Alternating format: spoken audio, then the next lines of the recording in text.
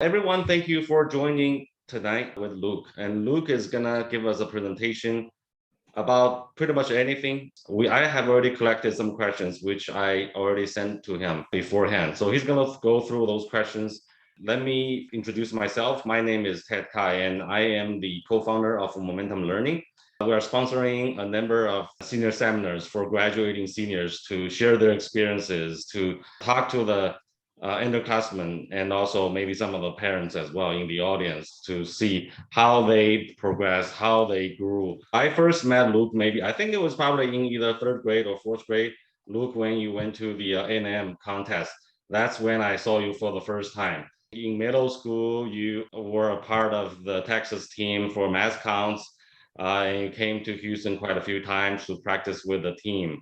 And we got to know each other a little bit more. In high school, we probably went to more contests, PUMAC, HMT, and so on and so forth. Luke has definitely accomplished so much in the past. He is a 3-time IMO gold medalist. As if that's not impressive enough, he's going to the IMO again this year. I'm very confident he will get another gold medal. So he will be a 4-time gold medalist. That's a huge, huge accomplishment.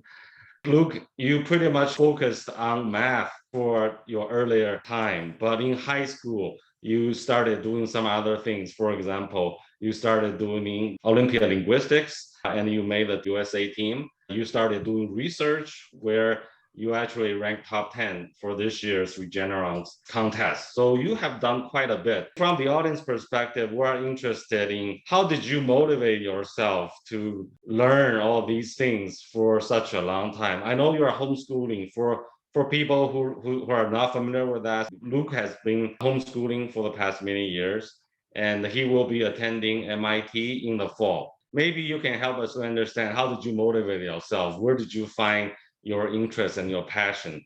And other than whatever talent you're naturally born with, did you do something else to help yourself to learn? Maybe that's something other people can learn from you as well. Let me make another quick comment before I turn this to Luke. Please make sure everybody's muted.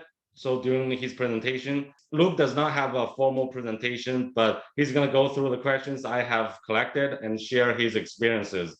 So in the meantime, when he's talking, if you have more questions, you can go ahead and type in the chat room. When he's gone through the questions we have collected beforehand, he will take a look at the chat room and go through any other new questions. All right, so with that said, let me turn this to Luke. And thank you for being here, Luke.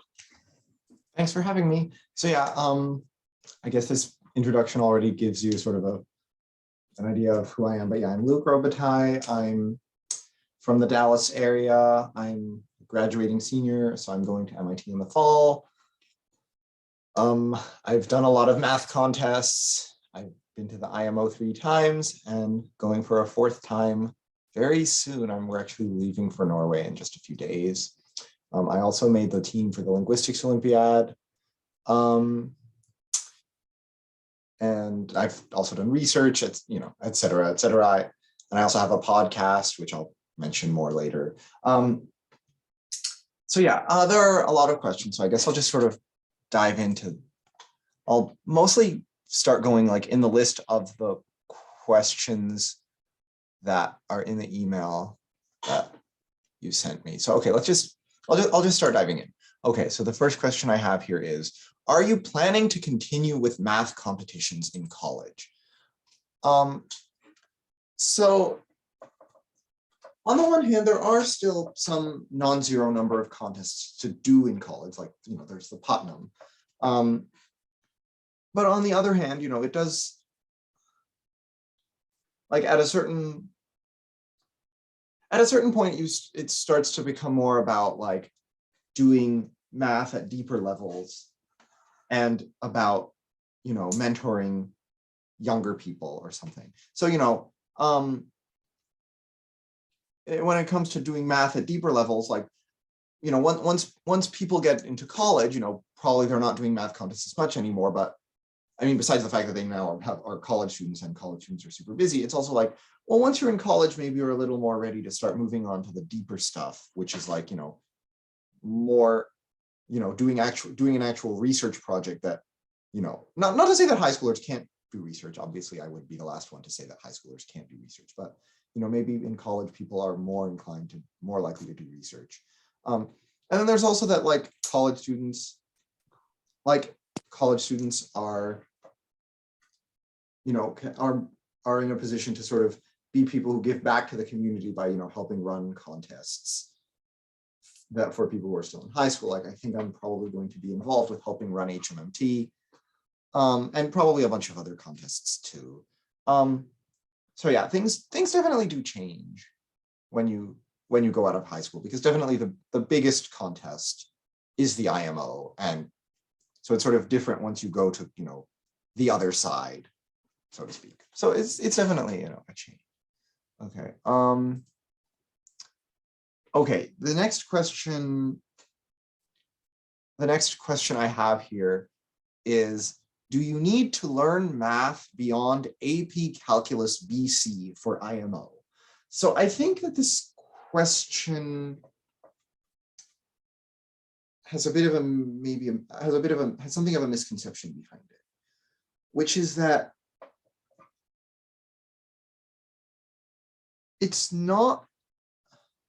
math is not so linear that you just have to take one class after another and just memorize all the formulas. And indeed, the IMO isn't even supposed to use calculus at all, because I think the thinking is that because the IMO is for a bunch of countries around the world, and there are a bunch of countries that maybe don't have the time or resources to train their students as much as American IMO team members get trained. And so, they really want to choose problems. At least the hope is that they choose problems that reward creativity, not just how much you train. That's really what these Olympiads are supposed to be about. You're supposed to have, creative mathematical ideas. So AP Calculus BC has very, very little, or any, has very, very little to do with it. A lot of this stuff is things that they don't normally teach in school.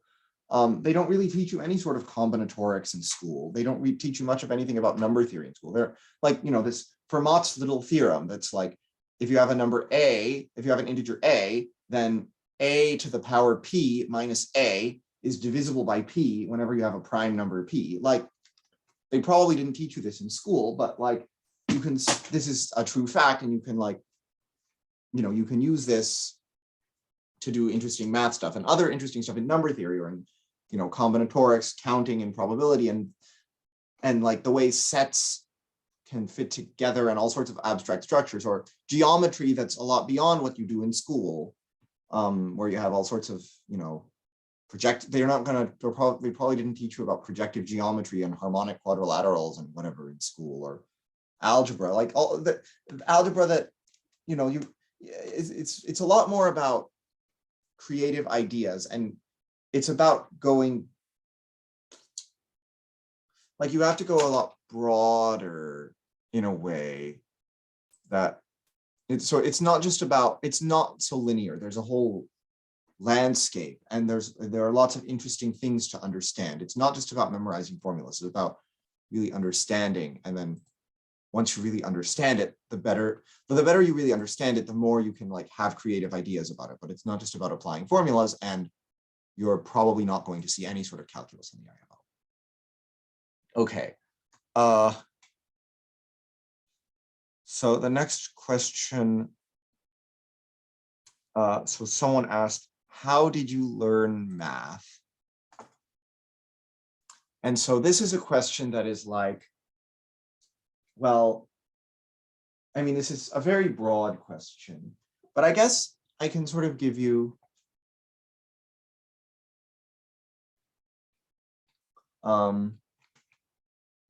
I guess I'll sort of give a broad story of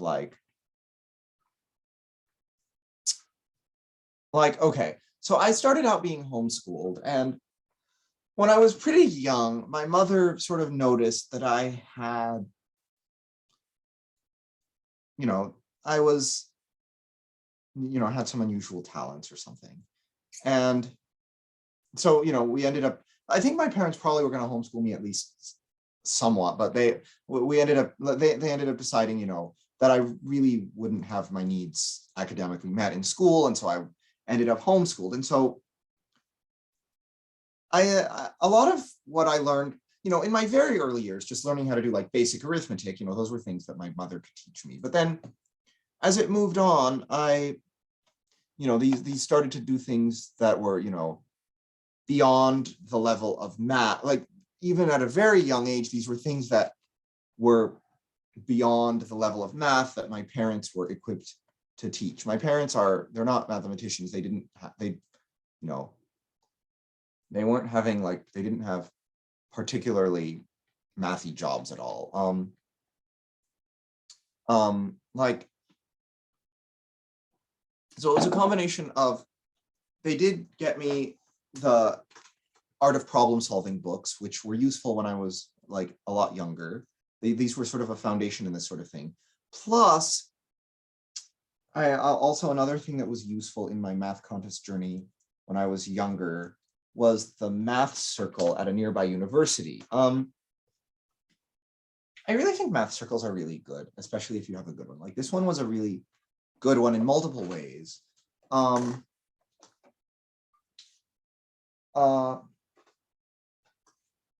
Which was like number one, there was a teacher there who let me do the AMC contests at his school, which was, you know, really useful for someone who was a homeschooler, and I couldn't just take it at my school. Like what, they're not, that you know, was the MAA just going to let me take the AMC 12 in my house? I mean, later, you know, foreshadowing, but obviously this was long before the pandemic where you actually had to like go to a place and take the AMCs there or something. But yeah, and then another thing was that the professor there, and like the whole atmosphere there was really good, because the way that math circle worked was like, you know, here are some problems. When you solve the problem, go present it, you know, on the board, and you have to like really explain why it works. And like, these were not easy problems. These were like, I don't know, these are like IMO problems from like the 1980s or 1970s or something, which is like not as hard as modern IMO problems, but still like these are, you know, it was a really good foundation, both in terms of the whole proof style of thinking, plus in terms of just like basic facts that people should know. And then I, you know, got older and I kept doing more stuff. And by that point, you know, I kept doing more stuff and etc. That's sort of a partial answer to the question, but yeah. Okay, I'll move on. Okay, I might skip around some with these questions. So, okay, there was a question, someone yeah, I'll skip around some with these questions maybe, but someone was wondering like whether I was most helped by my talent, by what they're saying is talent, or most helped by hard work. I mean, I think there's like, there does exist some level of baseline talent, obviously. I mean, people are not like 100% blank slates, but I do think that like hard work is definitely something that can get you very far. Both, I think both the type of hard work where you are like explicitly solving a lot of problems, and the type of hard work where you're more just like thinking about math. I honestly, in my own experience, I didn't really feel much like I had, at least not any time recently, that I was doing something, that I was much doing anything like I am going to just grind through a bunch of problems. I don't know that I did that much anytime lately. And yet somehow, like, I don't know, maybe my case is sort of a weird one-off case or something, but at least in my, it can also be useful if you're like thinking about math some, but like, it is also important to just like do a bunch of problems. And I'm not saying I haven't done a bunch of, you know, obviously I've thought about a bunch of problems over my lifespan, but like, it can also like, if you are thinking about this, like also like if you're thinking about it in your free time or something, like you will, it's almost like you can like understand the connections between different things, like between different mathematical things or different like math facts or whatever, like you'll understand it better if you think about it yourself, just at random times or something. I don't know. This isn't a very good answer. I'll move on. Let's move on. Moving on. Okay. The next question. For the difficult math questions, do you work them by yourself or you just read the answers and remember them? I think this is another case of like it is important to actually do a lot of problems. Like, because if you just read the solutions to a bunch of Olympiad problems, you will remember how to do that exact problem if it shows up again. There are times when you do get lucky. It does help to have a good memory, but what is really, really important, more important than just like, what's important is that you like actually solve some problems for yourself so that you would like understand how you would come up with a solution by doing it yourself. And also that way you can like formulate your own intuition. You're not just memorizing solutions. You really want to understand, I think one of the deputy leader of the US IMO team likes to talk about like if you solve a bunch of problems, but you don't really understand why it actually worked, like it doesn't really benefit you as much as if you solved fewer problems. But you like really thought about them a lot and like understood the nice reasons why they're true, not just coming up with some ugly solution. And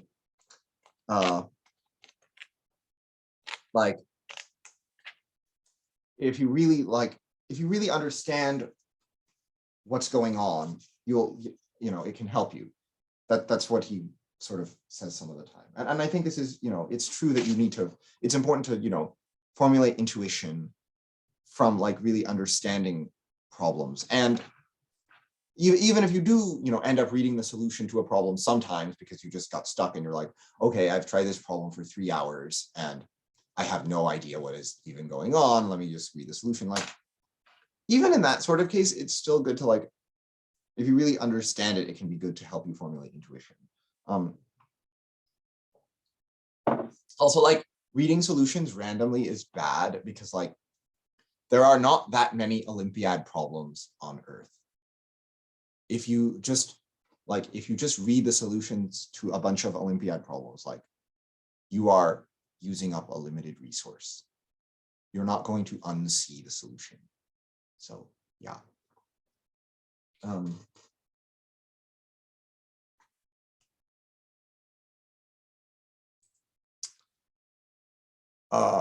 So yeah. Now, of course, it is so don't just randomly read solutions. It's good to solve the problem to actually, and it's also more practice for the process of actively solving the problems. Oh, I guess I was talking about Olympiad problems, but like this should apply to other levels too. And I guess I mostly was talking about Olympiads, but yeah, don't just randomly read solutions. Though it is still important to have a good memory related to intuition, that you like remember lots of things. If you have seen solutions to problems before, whether you did them or just saw their solutions, like it is still important to remember things. As a funny story like this, problem 6 on last year's IMO ended up being like extremely similar to a problem that was on some practice test that had been given to the US IMO team. Like just by chance, it just so happened that like the same problem that was in some paper from 20 years ago, like someone thought of it independently or something and put it on the IMO. And so I was like, okay, I remember how I did that problem.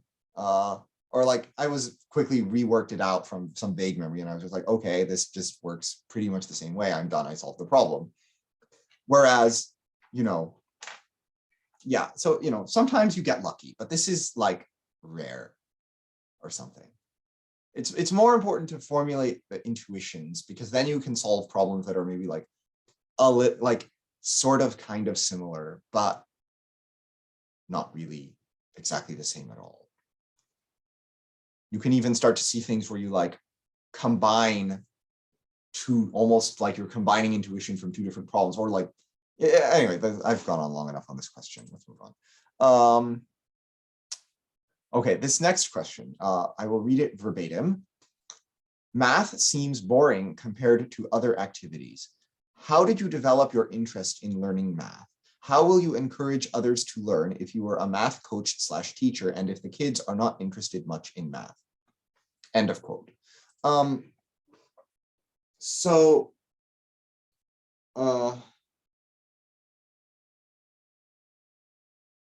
think if people are finding math boring, then they are going about it the wrong way. How do I say this?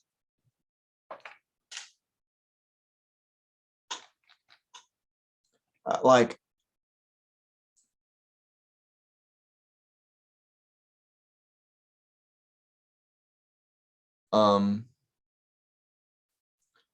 if you think math is boring, you might have been doing too many of the same type of problem. Like if, I don't know, if there's some, sixth grader who's just being forced to drill on, 3-digit by 2-digit multiplication problems or whatever.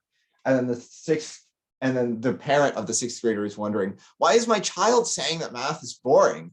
Well, that's just not math. It's just drill and kill arithmetic. Like it is important. Like, so I think if people are actually exposed to the interesting parts of math, like, because, there are these interesting contest problems that are interesting to show people who have never seen it before. And then they're just like a bunch more interesting stuff that is a lot more interesting than what they're shown in school. And so like, hopefully they wouldn't think it's boring if they like really are shown this and understand it, because a lot of these cool math results, like they actually have some real surprise value. It's,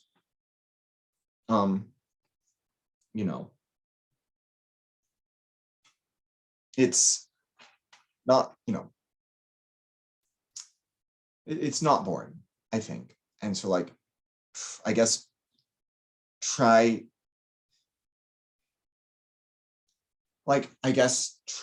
to find things that exemplify math not being boring,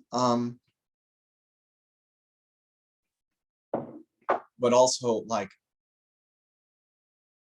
I'm not an expert in education, so I,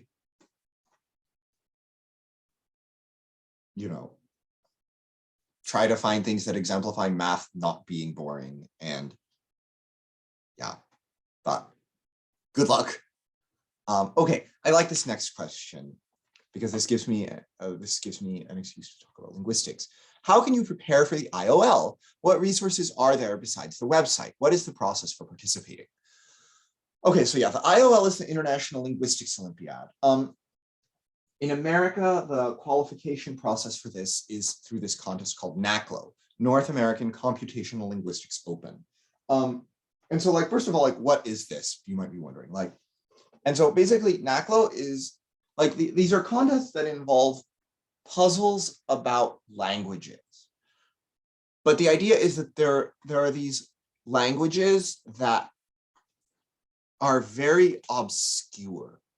So like, languages that you would not be expected, that you probably would not know. Like last year's IOL,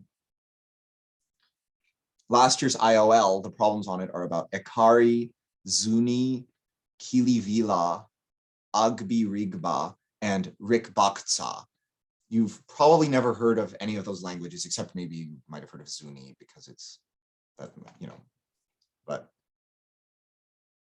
like these are, the point is they found some really obscure, they're not gonna, at least on the IOL, they're not gonna be like, oh, here's a puzzle about German or something. Here's a puzzle, because that's the point is that you're supposed to have to figure out things about a language that you know nothing about, because they like give you some data about the language and you have to sort of figure out the patterns to make more things work. One popular type of linguistics problem is like, here are some sentences in a foreign language, or like, here are some sentences in English, and their translations into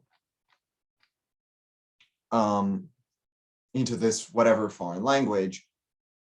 And then, here are some other sentences, translate them back and forth. And so you maybe have to like figure out like, oh, how does the word order of this language work? Oh, maybe the verb goes at the end of the sentence, and maybe you have to put ba at the end of the verb when it's in future tense, and you have to put ta when it's in past tense, and then maybe you have to do such and such and such and such and blah, blah, blah. You have to figure out all sorts of things, or maybe, there are other types of things. Maybe you focus only on individual words and the phonetic changes, or maybe you focus on the number system of a language, or you have, maybe it has some weird compound words that, it's all sorts of very interesting things. There are a lot of languages.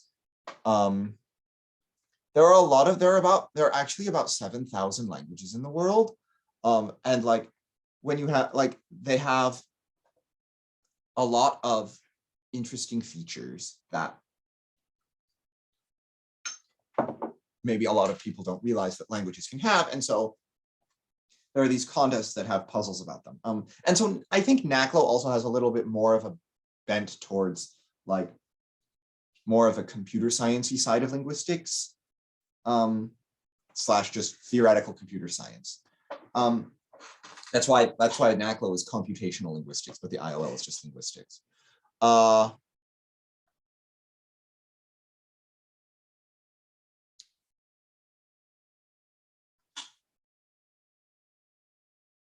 And so, yeah, and so people were wondering about how to prepare for this.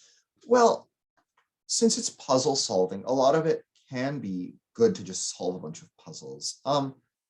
Like puzzles in the sense of old NACLO problems, old IOL problems, that sort of thing. And also like, maybe it can help a little to look at linguistics books a little, just to give like a general idea of like, these are the sorts of things languages can do. But yeah, like it is good to talk, like to say, to use like, to do a lot of problems.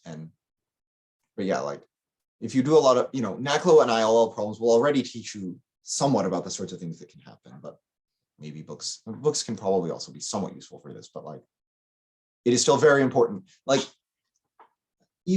probably even more so than math contests, it's important to do problems in linguistics, I would say, in the sense of like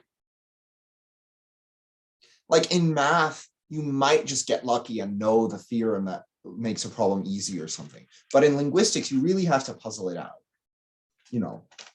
Maybe you get lucky and you're like, oh, this is a language where the number system is based on 5s and 20s because a hand has 5 fingers and then a human in total has 20 fingers and toes. Yes, this is a real thing. There are actually lots of languages in the world that base their number systems on 5s and 20s. I actually did get lucky on a NACLO problem once about this, that like, this was sort of the whole point of the problem was this one observation. And I had just seen something like this. And so I solved like the problem quickly. But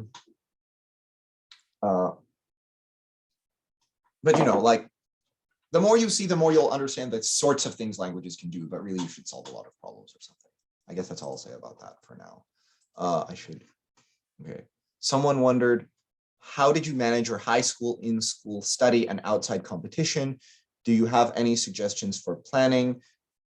Did you have a hard time studying math or others? How did you overcome it?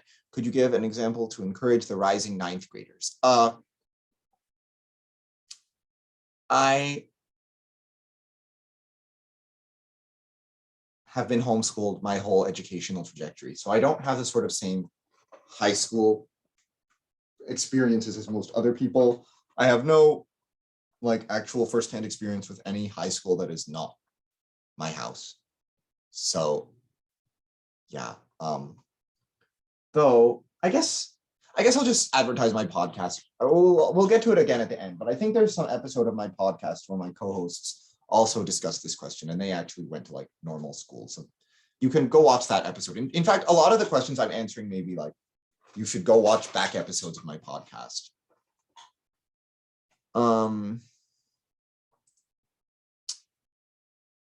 Okay. Someone else wonders what is my most and least favorite math subject and why.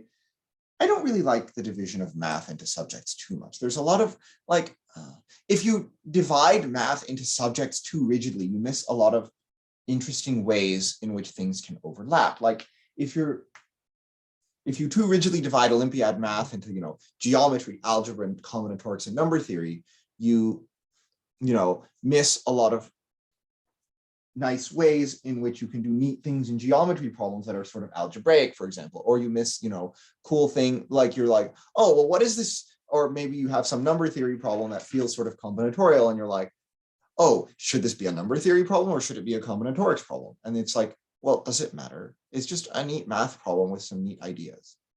So, just who cares about the divisions? I mean, you should care, you care somewhat. You especially care if you are like making a contest for other people to do, but like,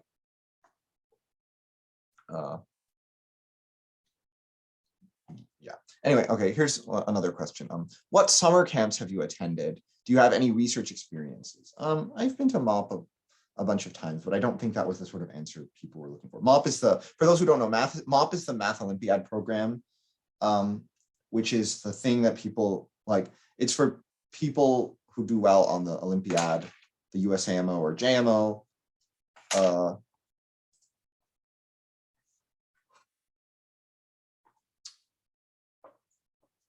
And like it's a training program for, it's a really neat thing, but obviously that's very hard to get into. And I haven't really been to much of any other summer programs much. But like about research experiences. Now this I think will be of more interest to people. So I have sort of two big research experiences. So one of these started in like the fall of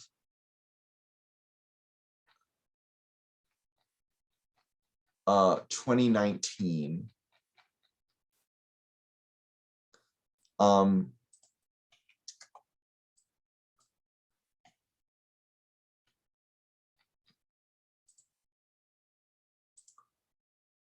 Like, because there was this professor I mentioned earlier at the math circle, who like ran the math circle, and like the professor who ran the math circle also like, he could tell that I was like, when I was younger, he knew that I was, more, that I had some ability. And so he helped continuing to mentor me. And eventually, like when I was in ninth, like in the fall of 2019 or so, he ended up being like, okay, we should do some research or something. And so this is an interesting story, and that like, it shows how when you do research, you don't really know when you're going to end up. Basically, there was this, he had some formula in some like unpublished manuscript that he and someone else had written, like in some unpublished manuscript of him and someone else, and he had put this formula in there, and he was like, oh, I did this formula with some calculation, but like, can we generalize this to larger values or something?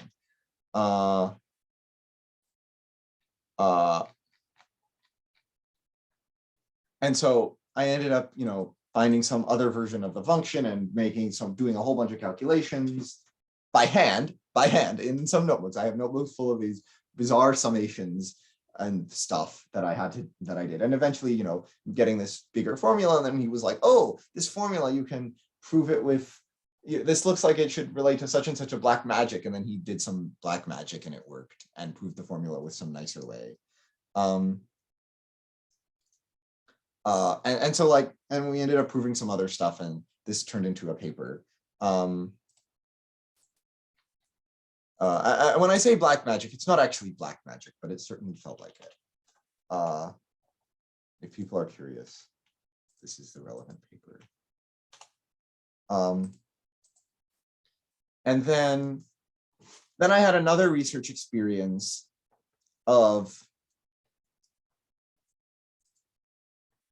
with the MIT Primes program. And so this was like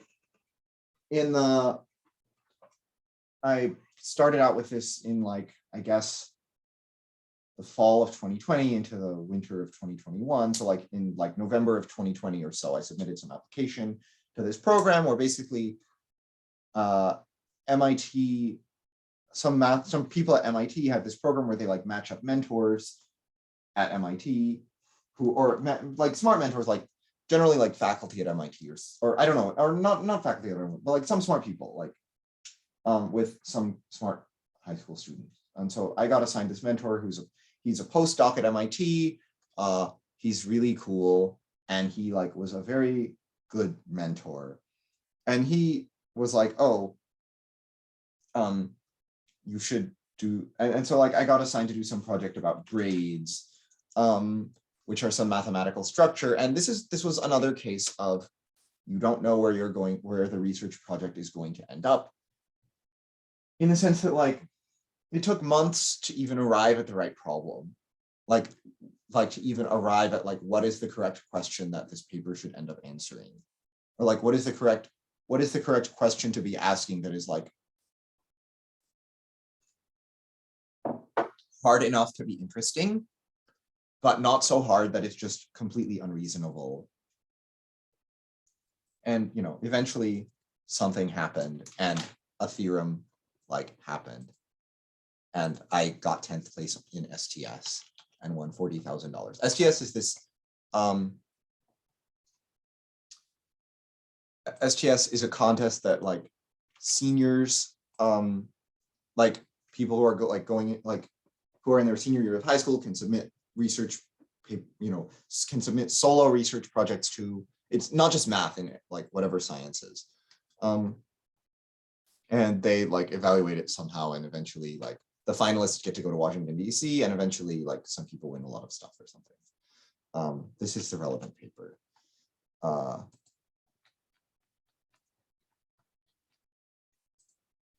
So yeah, but yeah, like, so I guess like if you want to do research, you can like try to get to some research thing like primes or whatever. And then you can also just like, if you know professors, you can talk to them. Or if you don't know professors, you can just like, maybe you can just cold email professors or something. Unclear. I have never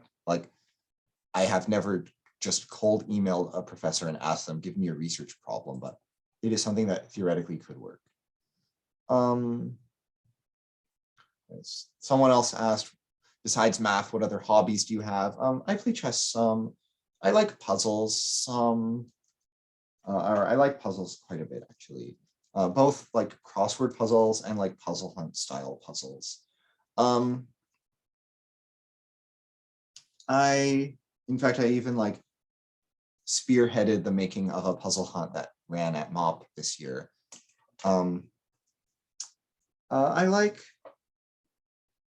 Before the pandemic, I sang in choir at my church. That, you know, obviously during the pandemic, there was not exactly a lot of going much of anywhere in person, but I like singing. I like, you know, I like various stuff. Okay.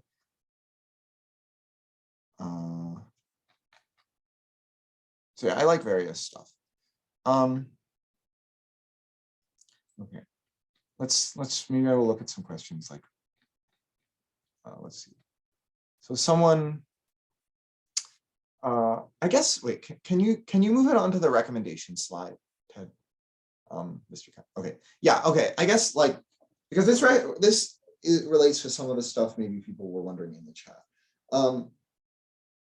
So, okay, someone wondered like, how do I find more problems to solve to prepare for AME/USAMO if they're like running out of actual contest problems? So at least on Olympiads, like the AOPS website has like, especially the contest collections has like a lot of contests from a lot of different countries. Like you can, especially like the IMO shortlist problems, you can do a lot of those, or just like various countries' national Olympiad, you know, China, Canada, Brazil, whatever, lots of different countries. And so you can find a lot of problems there of, you know, and, you know, and also Evan Chen has his website where there are like a lot of good handouts. And if you like are really serious about preparing for Olympiads and are willing to, you know, pay a non-zero amount of money. He has this tutoring, he has this like program called Otis where you get access to some handouts, and the handouts have like even more problems to do. And he like gives recommendations, and there's like a community of students. So that is also a thing that exists. But also like even his website, just like the publicly available stuff on his website, like if you really look at his website, like there are a lot of neat things on there. I guess I don't really know as much about, or like, maybe that doesn't help someone as much about the preparing for the like not Olympiad contest, but like even with those, you can do like, there are various problems you can do. I don't know, you can't, yeah, I don't know, good luck preparing for the Amy. It seems like the cutoffs are pretty high nowadays, but like to some extent, maybe it does help if you like, I guess this sort of relates to another question that someone asked further down, which is like,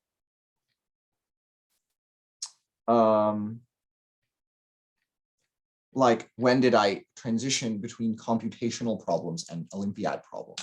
Because that sort of relates to the question of like how about preparing for Amy or something, which is like, it never felt like a hard cutoff.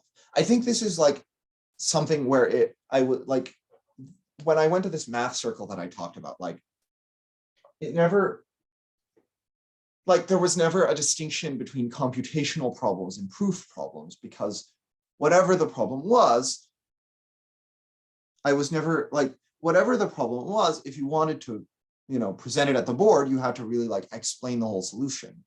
And so like in a similar way, there is maybe not as much of a difference between computational and proof stuff as people think, except the difficulty level to some extent. There's again, I think there's actually a specific page on Evan Chen's website where he talks about this or something, like the Welcome to Math Olympiads page or something. But yeah, like, so to some extent, maybe being more familiar with Olympiad ideas can help you somewhat on the Amy.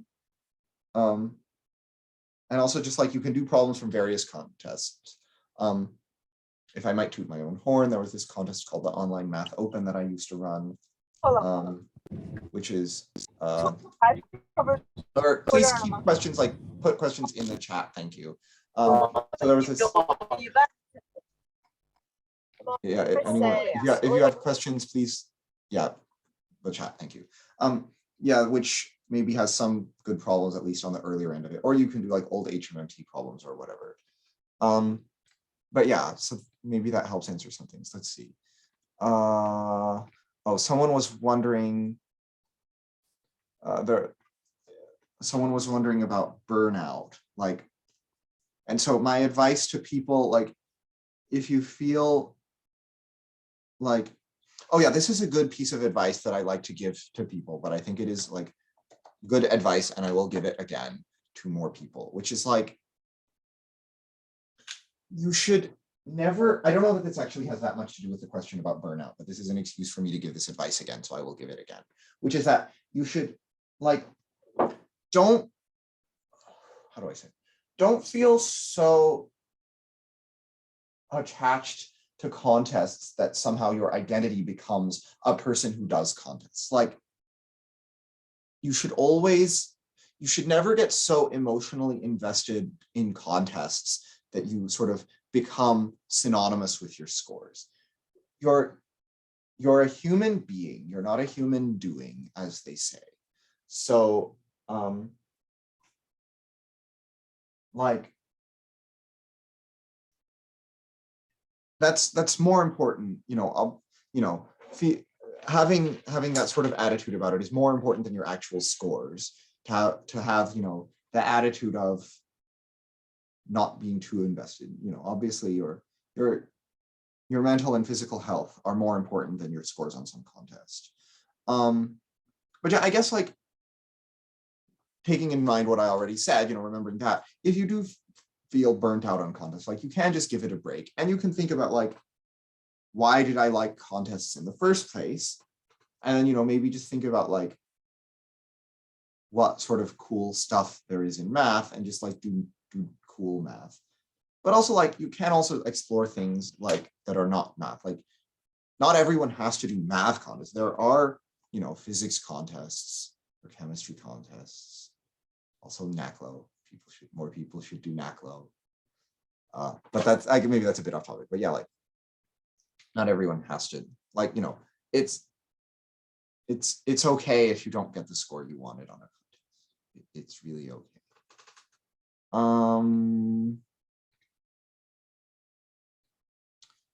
What else? What else?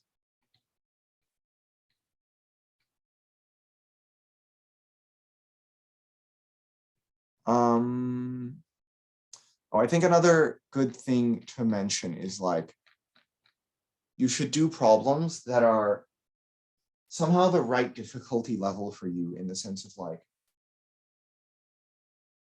like on the one hand, there's, you know, do problems that are the right difficulty level for you, so that it's not just like completely impossible, but it's also not like just way too easy. But at the same time, like, you should also not feel intimidated of problems that are like,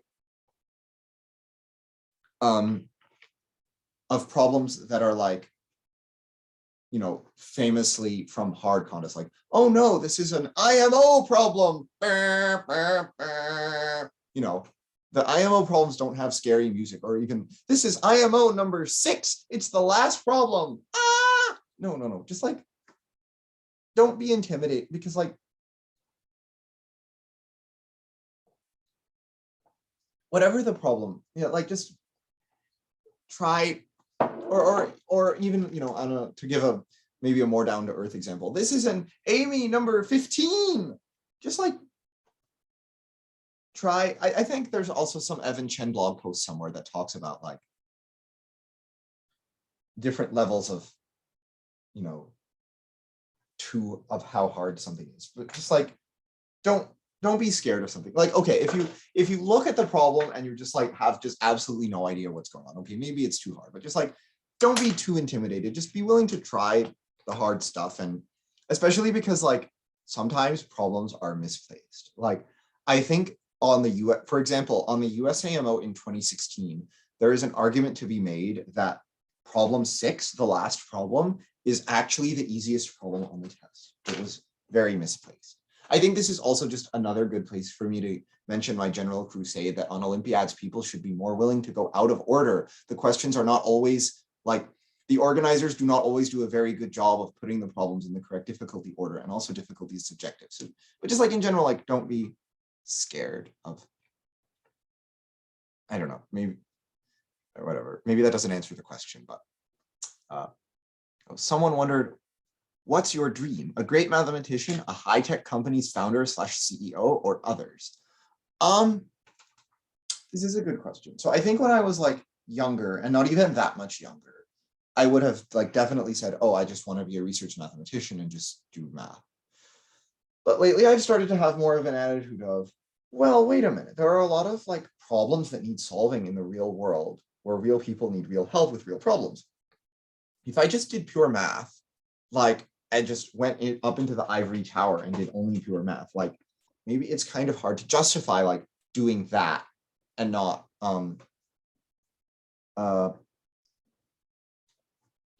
actually like helping people who, you know, if I could be using my abilities to help to more practically use. So I don't know what I'll do necessarily. Maybe I will still end up being a professor, or maybe something else. We'll see. I have a long time to decide. I'm only 18.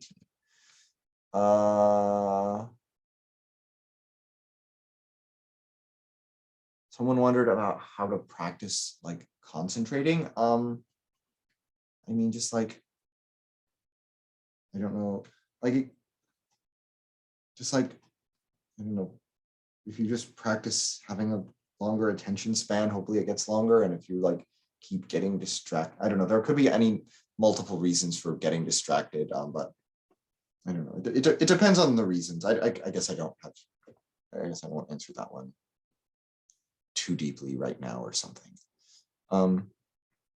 Someone wondered why I picked MIT specifically. I like the vibe there. A lot of the other people I know went there. It's, you know, it fit really well in a lot of ways. In general, like a lot of the top mathy people end up going there, like, you know, and like, I like their vibe, like, you know, Harvard feels more like more about liberal arts, whereas MIT really feels more like it's about STEM fields. And I like the vibe of, it fits me better. And then as for Stanford, I've actually never been there. But yeah. Someone wonders what I plan to major in at MIT. Probably math and maybe also something else. I might do math and physics. I might do math and linguistics. Let's see. How would you describe the beauty and charm of math and the way you enjoy the happiness of doing math research? Well, it's not. So I mean, math research is not all puppies and rainbows or whatever. You have to have a lot of persistence, and it sort of does get slower at every new level, which is like on the AMC 8, you have 25 questions in 40 minutes. On the Olympiad, this is like an average of what? Less than 2 minutes per question. Then on the AMC 12, you have like 3 minutes per question. Then on the AME, you have, 12 minutes per question. Then on the USAMO, you have an hour and a half per question. Well, now let's take it a step further. Imagine you have like weeks or months to do one question, or years to do one question. Like, it can be pretty slow going. You do need to have persistence, but like it can be very cool to discover some like new fact that just fits together very well, or to somehow make the argument all work out and get something like something that maybe seemed kind of intractable to become tractable. And it can be really neat to make it work out. Did you develop heuristics solely through solving many problems? It helps to know a lot of problems, so it can help to do a lot of problems, but also like other people have already said a lot about this sort of thing. Evan's website and his handouts are pretty good for this. How will you, someone wondering about homeschooling. It's not only doing things that I wanted to do. There still had to be, things to be sure to get into college or something. Someone wondered what I learned beyond Olympiads. I did actually unofficially audit quite a few classes at the nearby university, the same one with the math circle. So I did do quite a bit of that, especially like algebra classes. This is with that same professor. Algebra in the same sense that paper I posted is algebra. This is, I don't mean just like, algebra 2 in school. No, it's a lot harder stuff than that. Let's see, what else? Someone wondered what the Regeneron Science Talent Search is. It's that contest I mentioned about where you like submit research to it, and Regeneron is the sponsor of it. It's some biotech company.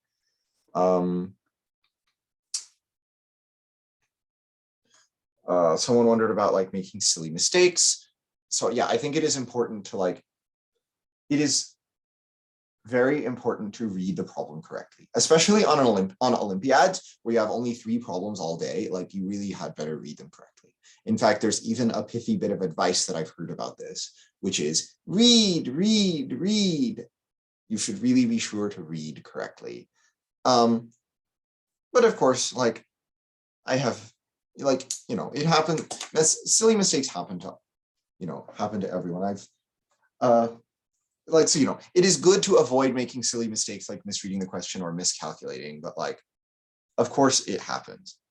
There's a story I've told some people about how on the IMO in 2019, I looked at a right triangle, and because of my diagram, I got confused which angle was the right angle. And so I did something like, I wrote down that the ratio of 2 sides was the sine of some angle when I should have written tangent. And this really messed up my calculations by an error as simple as looking at the triangle and forgetting which angle was the right angle. So, it happens. It really happens. Don't feel like it's just you if you make silly mistakes. I did that on the IMO. During the actual test, I made this, which is the right angle? La-di-da, that ratio is the sine of this angle. No, it's not. It's the tangent.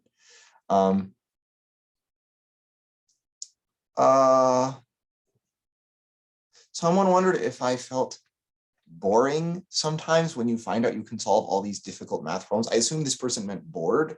Well,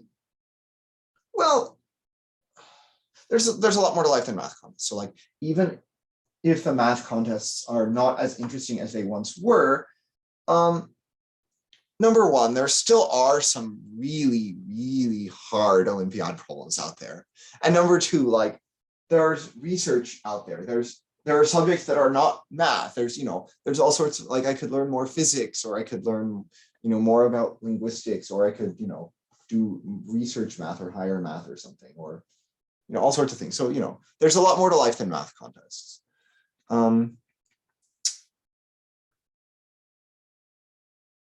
Someone asks, do you ever feel pressure to do well? How do you get over it?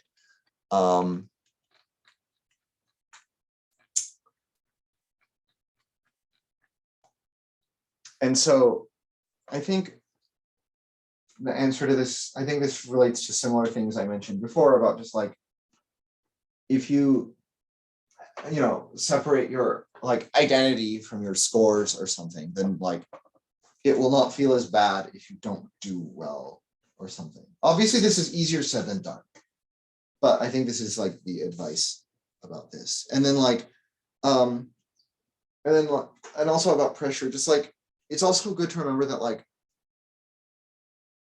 it's just some contest. So like, especially with these like, when you have the AMC 12 or something, like, at least 90% of the people who take it aren't going to make the AME.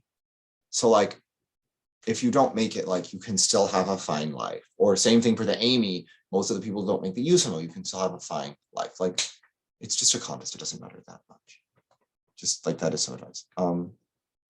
What is the Curious Cube?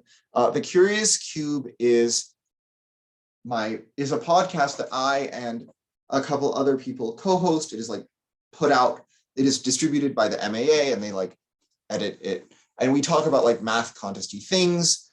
So you can see that YouTube link. And also, it is convenient to mention that you can like send in questions to the Curious Cube, that some of your questions might get answered if especially if they are good questions. So, if you have more questions, you can send them in to the Curious Cube, and some of them might get answered. We like getting questions, so send us more questions. And you should also watch the back episodes, because I would like to think that some of them are pretty good, or at least entertaining. How much do you sleep? Maybe not as much as I should. In general, people should sleep more. Just go sleep more. It is important to sleep. It will improve. I mean, I don't know if maybe some people are already sleeping enough, but for a lot of you, it would improve a lot of areas of your life, not just about condos, but just a lot of areas of your life if you go sleep more. So go sleep more.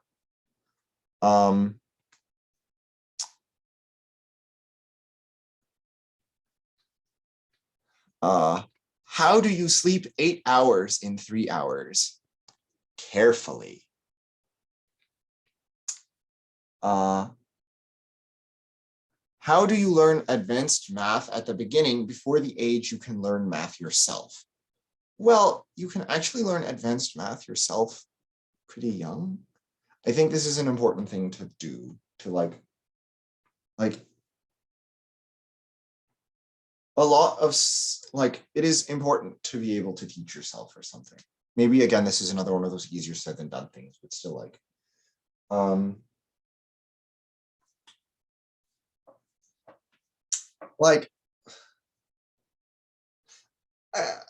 obviously having good teachers is also very important, but to the extent that you can just get a book and read it and understand it, it can be very good to do so.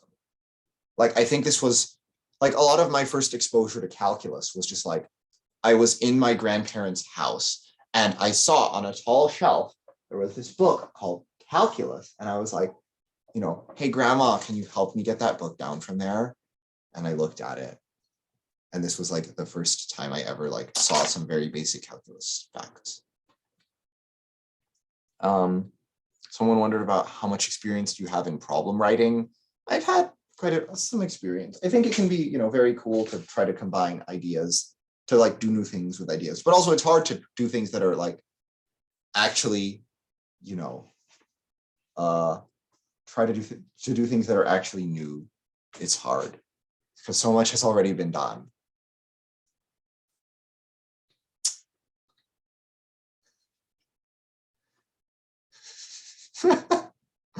Oh, is there a website where the IOL/IMO problems are posted? Well, I mean, the IMO problems are on AOPS and the IMO shortlist and the USAMO and all sorts of other things. If you look in the contest collection section, like a lot of things. Also, the IMO problems and the recent IMO problems and IMO shortlists are also like on the IMO website itself.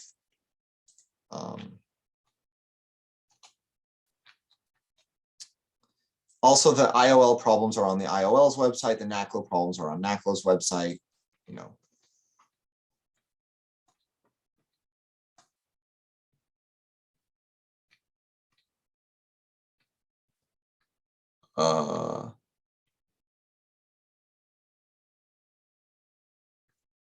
How do you not get uncontrollably angry after a frustrating session? Well, I think this maybe again, this relates to the not getting too emotionally invested by remembering that you're like a separate person from your contest performances. And also just like, remember that you have good days and bad days. And also remember that if it was hard for you, it was hard for a lot of other people. Like there was a recent case of a certain Olympiad where problem 1 was supposed to be the easiest problem on the test, but only about 10 people solved it out of about like 60 people taking the test. And a lot of people found it really annoying. And so it's just like, sometimes the problems are harder than they were intended to be.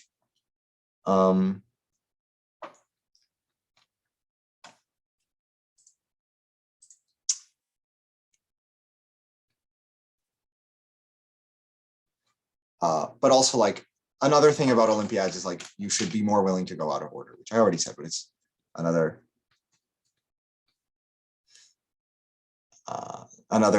good thing to, mention again.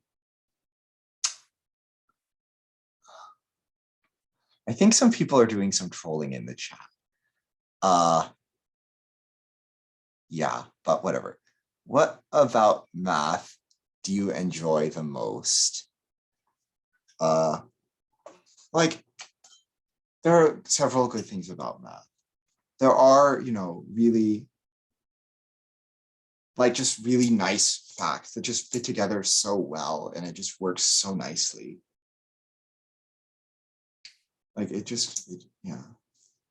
I know there's also the fact that it, like, is so useful in sciences. Like, did you ever think like, maybe you take this for granted, but like, actually, did you ever stop and think about it? Like, why should we be able to model like how much something accelerates depending on how much you push it and how much mass it has? Like, why should we be able to model this with numbers and something so abstract as multiplying numbers? That's so abstract. Why does this apply to the real world? Why do you have this equation F equals MA with numbers? Why does this apply to the real world? It's actually kind of surprising.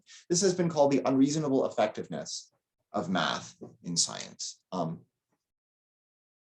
that's pretty cool too.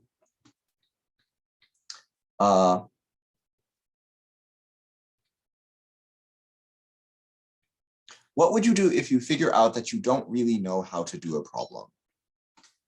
Okay, there was some specific blog post Evan Chen wrote about this, which is like, a lot of times if you don't solve a problem, it can be useful to like think about how you would have motivated the solution to the problem. Like, how could I have come up with this?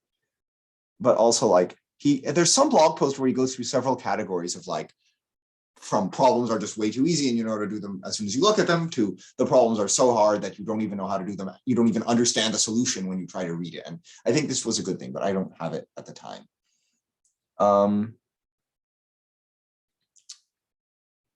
How to manage distractions from phones and social media. Well, this is sort of maybe this doesn't directly answer the question, but I think it can be good to like have other people you do math with. Like if you have friends who also do math contests, like it can just be a more positive experience for them and for you to feel more like you have a community instead of just like, because contests can feel very competitive. And I don't know, if you don't have friends who are doing the contest, it can almost feel like you against the world or something. But if you do have friends, like maybe it feels like it should, because what it should feel like, what it hopefully feels like is that there's a community, and like, even though it is competitive, like I hope people can feel more and more that like, it should be somehow that everyone gets better and everyone like comes out of it a better person and a better mathematician, even if, you know, you don't all qualify for whatever it was you wanted to qualify for. So if you have friends, like it can be a good experience socially, and it can also be a good experience mathematically to, you know, share ideas and be like, oh, you know, you're so good at geometry, help me with this geometry problem. Oh, now you're so good at combinatorics, help me with this combinatorics problem, etc. You know, stuff like that. And so maybe if you're like working with your friends, you're less likely to get distracted by your phone and social media. Also, like,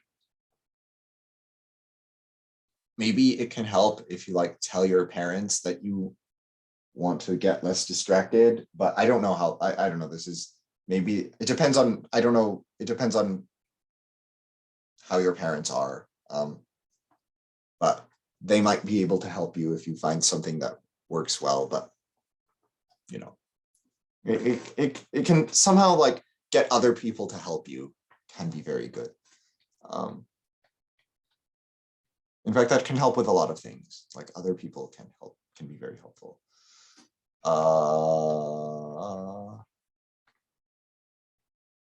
Okay, people are definitely doing trolling in the chat. Why are you guys like this? Some of you, you know who you are. You know who you are, the people who are trolling. It's harmless, but it's still kind of funny. Oh, yeah, and also just we will be wrapping up pretty soon. all right. Cool.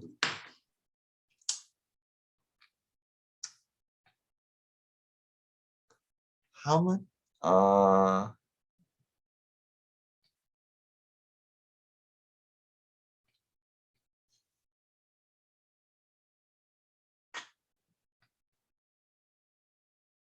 Also, another thing I'll mention is like, with a lot of contests, like if you don't get the score you want, another good thing to remember is like, it's good of you to even try. Like,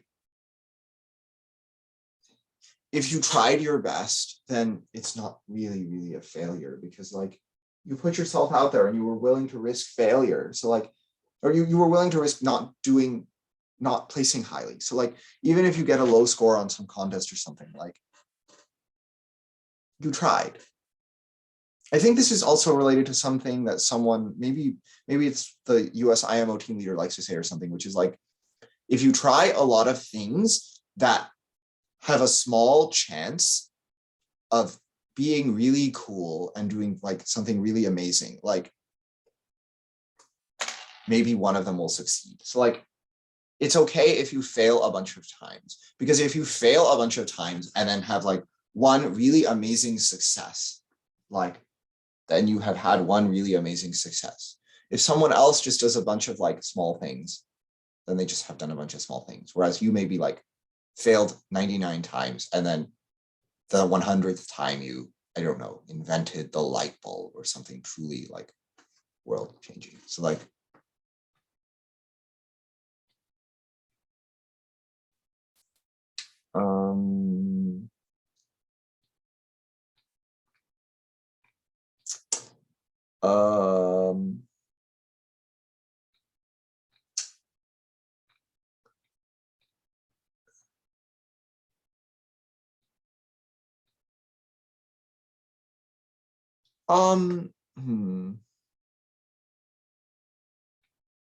Someone, if people were wondering about coaching, I know Evan Chen's Otis program is good if you're doing Olympiad level stuff. At least some of the time it can be. Like as for lower levels, I don't have all the answers, but like he has some page on his website about things. What if I don't have friends? Then like find other people in math contests. Maybe there are other people in math contests who also feel like they don't have friends. Make friends with them. I don't know. What are your thoughts on AOPS forums and the toxicity that others often perceive of math competition kids? I don't have an outsider's view of this, but like, I think if more people would like do the thing I've been saying about like trying to make it a place where everyone improves and everyone like does their own best and everyone is being enriched and everyone like is a friend to everyone else and like wants to help them, then like maybe it would improve that. I don't, something like this. And also like people should also just be more mature online. Just like in general, if you want to spam on some website, consider not doing that and instead making some productive posts. How would you describe roles that your parents played in your math journey? My parents, my family was definitely very supportive, like especially my parents and especially my mother. Like my mother, like the first 2 times I went to MOP, I was too young to stay in the dorm. So my mother like actually came to CMU all the way from Texas to Pittsburgh, Pennsylvania, and just like lived in a hotel for 3.5 weeks each time, like so that I could do the camp. Like, so my parents have really been very supportive and I'm grateful.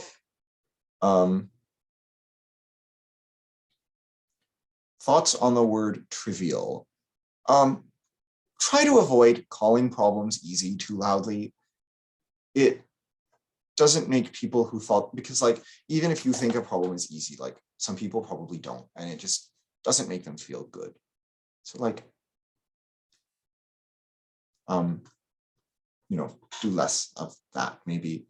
Do I like cats? Yes, I like cats. I have one, but she doesn't seem to be around right now. Someone thought this was an inspiring speech. Thank you.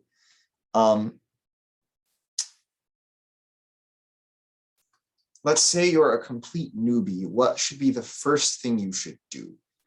I mean, I think, I